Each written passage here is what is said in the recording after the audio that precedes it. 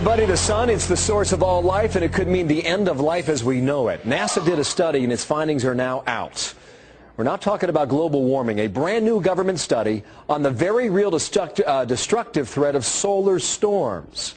Check it out, the surface of the sun, a roiling mass of plasma and charged high-energy particles. As we move to the launch pad, we can show exactly what we mean, escaping the surface of the sun and traveling through space to areas down here on Earth. Now, this giant fireball, if that ball hit the Earth and its magnetic shield, it would be devastating. I want to show you New York City at night. Times Square, drove through here at 8 o'clock last night. Streets are empty, but the electric power grid would be wiped out by the current. Lights and computers, transportation, hospitals, all would go down. The study warns it would be a disaster, far worse than anything we have seen before. The menace of these sunstorms poses a bigger threat to more high-tech and advanced countries like the U.S. Everything from our sewage systems to our Wall Street banks operate with our power grid. And a game-changing solar storm that could hit at any time. So how worried should we be? Sounds like we should be. Michio Kaku is an astrophysicist and author of The Physics of the Impossible. Sir, good morning to you. Welcome back here. Glad to be on your show. Now, what I'm reading here scares me to death. Should I be that way?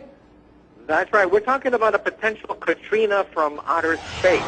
Katrina caused about $100 billion in property damage. And unless we begin to make efforts now to reinforce our satellites and power grid, we could have something maybe 10 times bigger than Katrina, because we're talking about the loss of all electricity and all satellite activity. We'd be thrown 100 years back into the past. Michio, has this happened before? In 1859, we had a humongous storm that wiped out telegraph poles, and we tried to then estimate what kind of power could do that. And we now realize that we are very young in the space age.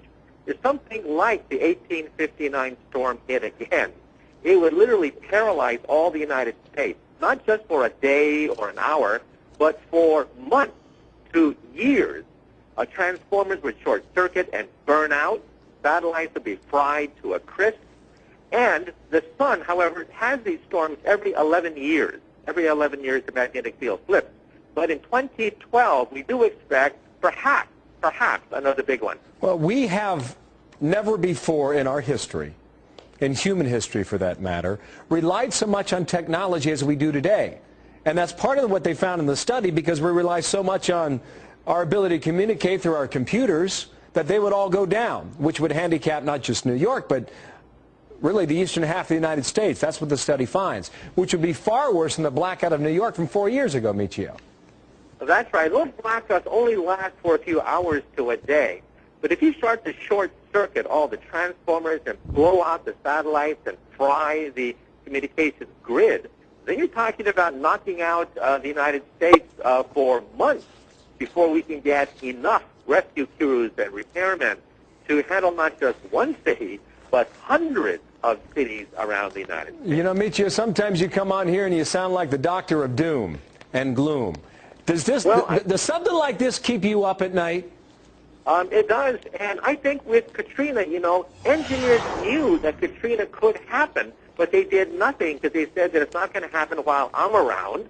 Well, now we learned the lesson. You have to prepare for things, especially when you know that at some point it's inevitable that we're going to have another big one, like we had back in 1859, except this time we're totally dependent on electricity. Michio, thank you. Hope to see you in person next time. We'll take you on the phone if we can. Michio Kaku, thank you for your time today. 1859. I mean, we're going back 150 years on that, Megan. Now he's wondering about 2012. Watch for this story.